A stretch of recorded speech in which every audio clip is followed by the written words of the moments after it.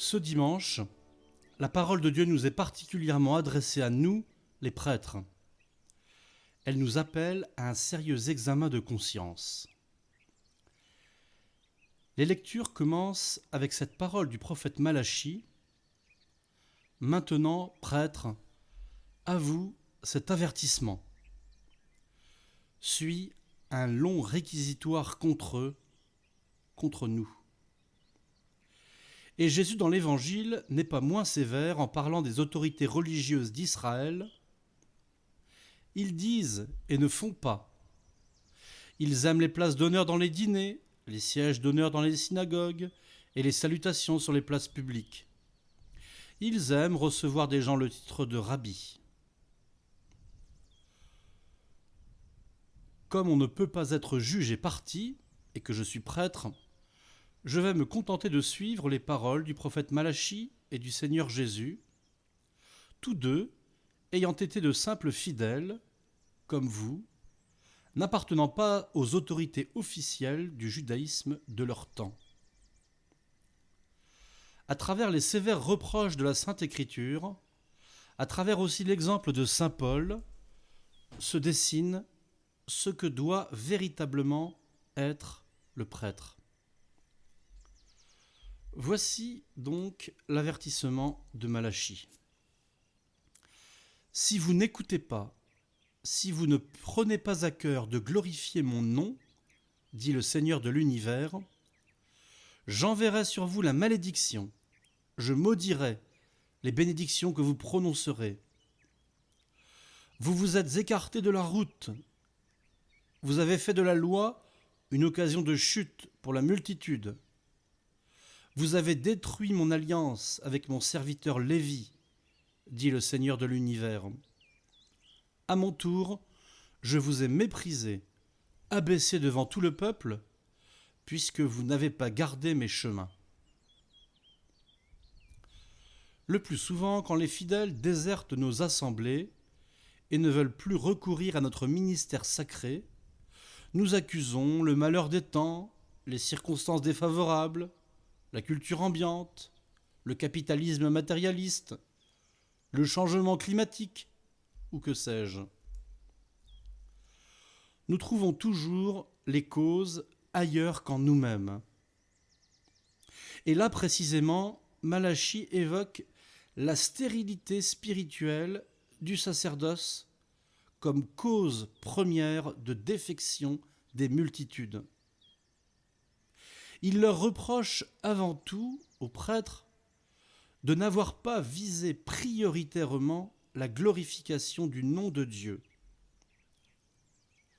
On peut y voir le détournement catéchétique d'une liturgie créatrice d'ambiance communautaire, plutôt qu'un sacrifice rendu à Dieu le Père pour sa gloire.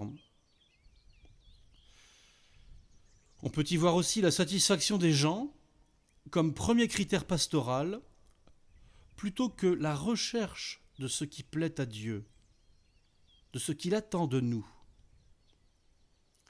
Les critères mondains de succès n'ont rien à faire. Sommes-nous fidèles à Dieu ? C'est la seule question qui compte.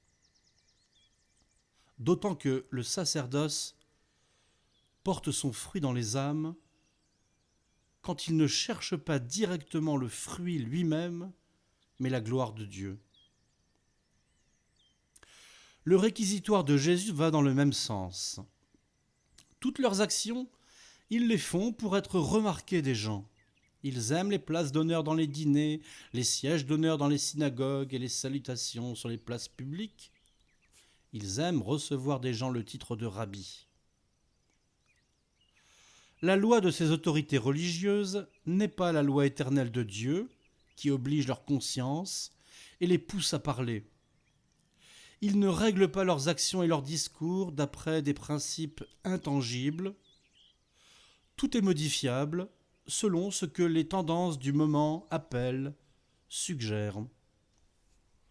Sous le couvert de la formule chatoyante de dialogue avec le monde, le discours et le comportement sont savamment calibrés sur les exigences de l'auditoire.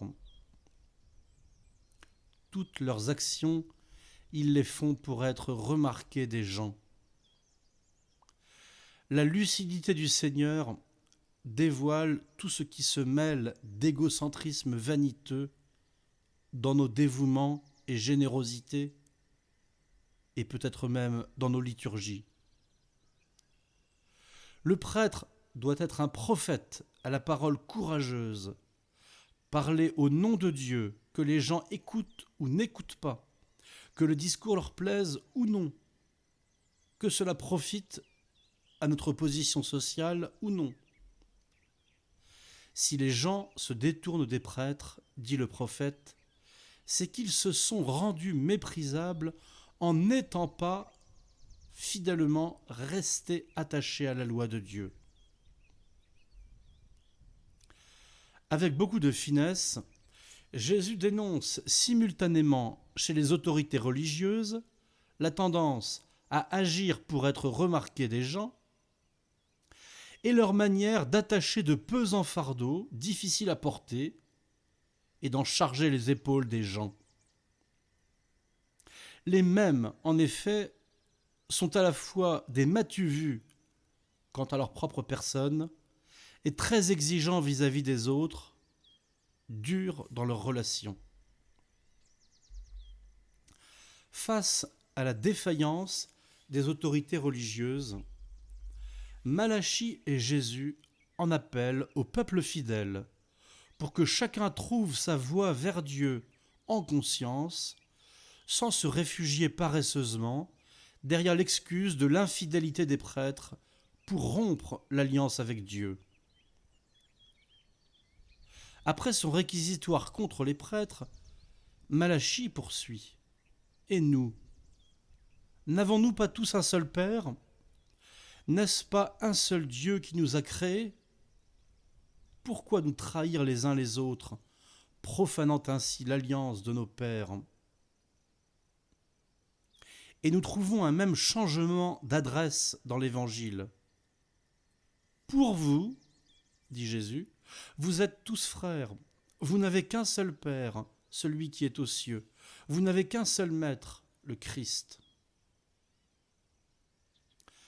Tout ce qu'ils peuvent vous dire, dit encore le Seigneur, faites-le et observez-le, mais n'agissez pas d'après leurs actes, car ils disent et ne font pas. Malachie et Jésus s'adressent aux autorités religieuses pour les appeler à la conversion, mais à aucun moment ils ne plaident l'abolition de leur médiation. Comme il est affligeant de voir se diffuser la fausse excuse de chrétiens qui quittent l'Église catholique, trop choqués par des comportements de prêtres. Si la médiation de la hiérarchie ecclésiastique ne conduit pas à Dieu, allons directement à Dieu notre Père et au Christ.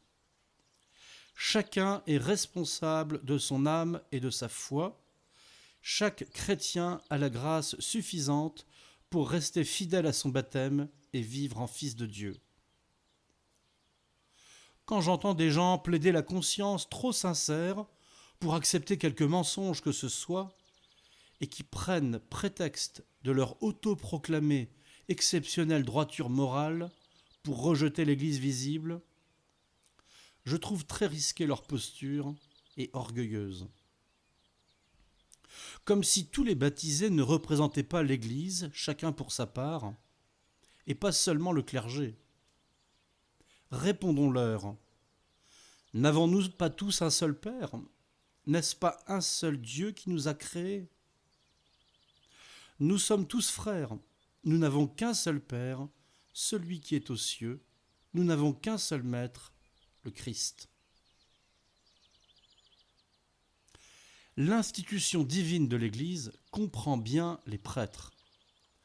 La constitution hiérarchique de l'Église est très clairement d'origine divine, aussi ancienne qu'elle. Avec les scandales moraux du clergé qui régulièrement refont surface, certains en viennent à prôner la suppression de l'autorité ecclésiastique, c'est Luther au XVIe siècle, ou sa transformation radicale, tentation actuelle du catholicisme. Au lieu de revenir à l'institution divine de l'Église, à l'alliance nouvelle et éternelle avec Dieu qui nous pousse à la conversion personnelle, beaucoup cherchent à faire évoluer encore l'Église selon les critères des courants idéologiques du moment. Non. La seule chose à laquelle il faille revenir pour changer, c'est au principe éternel, immuable, intangible. Telle cette parole de Jésus, le plus grand parmi vous sera votre serviteur. Qui s'élèvera sera abaissé, qui s'abaissera sera élevé. Et cette parole de Jésus est magnifiquement illustrée par l'exemple de saint Paul que nous décrivait la deuxième lecture. Nous avons été pleins de douceur avec vous, comme une mère qui entoure de soins ses nourrissons. Ayant pour vous une telle affection, nous aurions voulu vous donner non seulement l'évangile de Dieu, mais jusqu'à nos propres vies, car vous nous étiez devenus très chers. Vous vous rappelez, frères, nos peines et nos fatigues. C'est en travaillant nuit et jour pour n'être à la charge d'aucun d'entre vous que nous vous avons annoncé l'évangile de Dieu. Chers amis de Catoglade, quelles que soient vos expériences avec les prêtres, positives ou négatives, décevantes ou édifiantes, priez pour les prêtres. Que nous soyons véritablement humbles pour porter la grandeur à laquelle nous avons été élevés, que nous soyons dévoués corps et âme à ceux qui nous sont confiés pour les conduire sur le chemin du salut, vers Dieu, notre Père, vers le Christ, notre Maître.